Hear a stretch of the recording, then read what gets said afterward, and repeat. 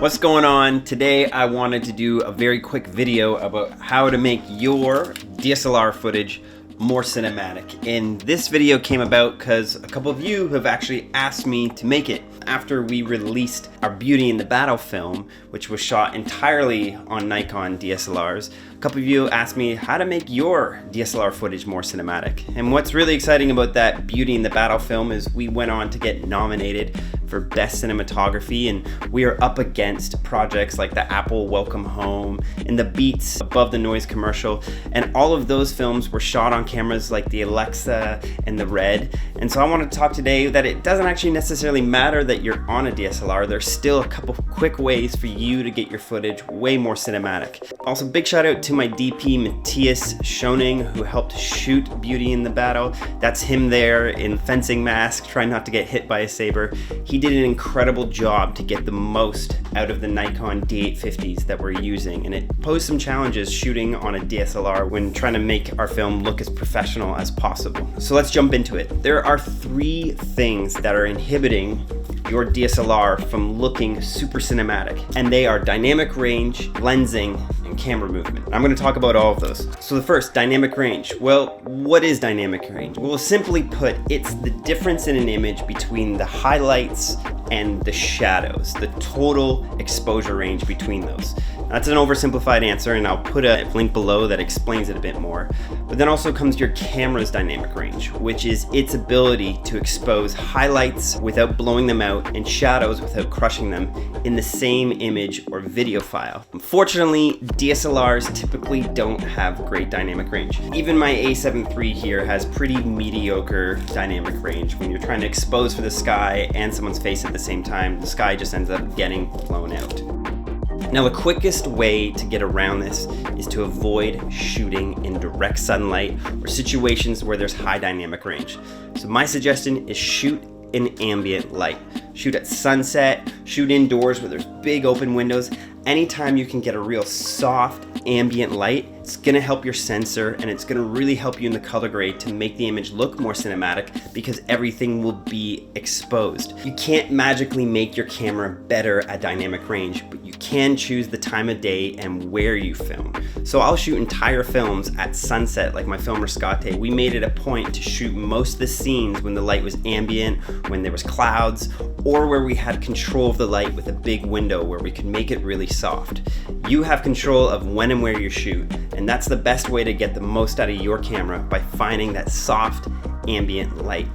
Now, there is situations where maybe you're shooting indoors and you can't control the sun, you only have one window and the light's beaming in. But you can soften that. You can get diffusion, you can hang a bed sheet, you can do anything. You can even get some wax paper and you can hang that on the window. This will soften the light. Anytime you can let light pass through something, it will help soften it, and it will get you that more ambient, moody light that I think looks really good. And a little bonus tip, when I'm shooting on a DSLR, I like to expose the image for what I'm gonna do in the final color grade. Now, some cinematographers will tell you if you're shooting in shadows to overexpose, you can get more detail, but I just know that there's not much dynamic range in the camera, so if I want my shot to look dark and moody, I'll shoot it dark and moody in camera.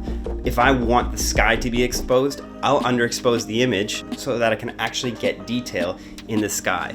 The second thing that is making your DSLR less cinematic is the lenses. Typically when you buy a DSLR, it comes with a kit lens, and those kit lenses are very sharp. They have a video quality to them. They make the footage look less filmic and more video-like. And the bokeh, the soft areas that are out of focus, it's very plain and boring. And a quick solution for this is to simply go out and buy old lenses. And now what's great about this is it's very affordable. Old lenses at your pawn shop or your camera shop, they often go for under $100. And in our film Beauty in the Battle, we actually had the option to shoot on all the latest and newest Nikon lenses, but we went back and we used old $50 lenses from the 1970s. We didn't use a lens that wasn't at least 40 years old. And this is because older lenses have more character. They have more creamy fall off in the shadows and in the bokeh and the out of focus area. Their flares are more unique. They hold a more filmic vibe that is more indicative of a cinema camera or a film camera that would be used on Hollywood movies. Now, a good friend of mine, Kyle Topping, who is an insane cinematographer, has this crazy collection of old lenses. So I quickly went over to his house for this video and asked him what are some affordable old lenses that he recommends for you to buy. Here's what he had to say. Yeah, I would suggest a 50mm lens. It's like your standard focal length. I really love this Canon FD 1.8. You can pick it up at pawn shops, garage sales, Kijiji, eBay, $5 to $20. So cheap, so good, very sharp, has a vintage vibe, but it's so usable, so great. I bought this Carl Zeiss at a store down the road from my place. It's actually a camera shop. It's stuck fully wide open at 2.8, but I used it on a shoot this week and it was wicked. $5.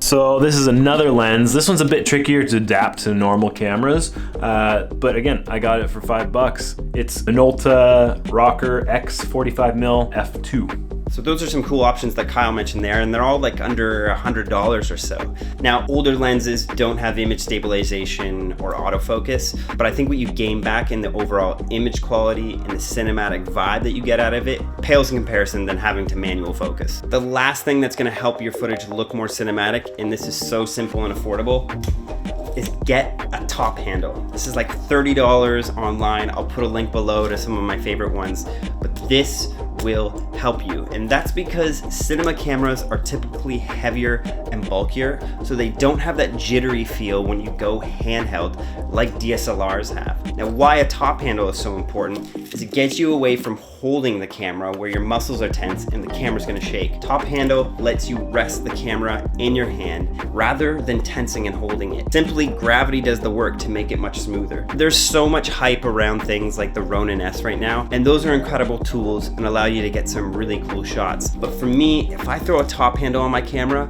I can get 4 interesting and unique shots for my edit before I could get one good shot on the Ronin S after setting it up and balancing it and trying to get the movements down pat. I think a top handle is one of the most powerful tools you can have as a filmmaker. And in fact, I shot my entire movie Rescate just off the top handle of my camera, and I love that look. If you're going for handheld, get a top handle. It is very powerful and very helpful.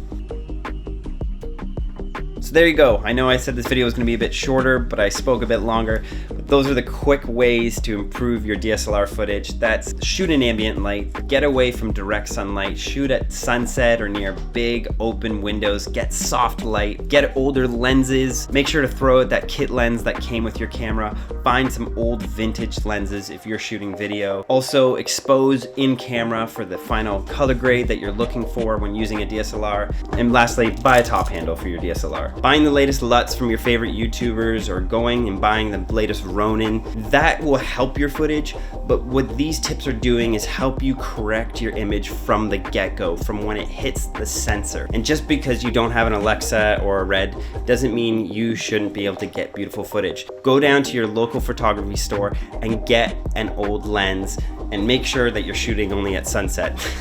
No, but honestly, only shoot at sunset. But anyways, thanks for watching. If you like this video, make sure to hit subscribe. Leave a comment below. Let me know one of the ways that you make your DSLR footage more cinematic. I'm headed to Germany in a couple days. I'll hopefully be posting some videos from there. But thank you for watching this. I'll see you on the next one.